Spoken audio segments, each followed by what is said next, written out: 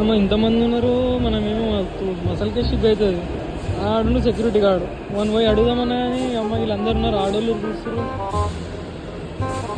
ఏమన్నా అడగాలి అర్థమవుతలేదు. ఇదేమో ఇటు పోతుంది, మనమేమో అటు పోవాలి.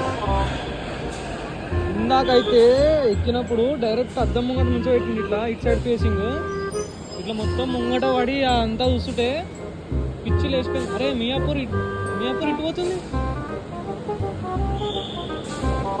అంతేట ఉంది నడదాం. भैया मुसापेट कहाँ जाना?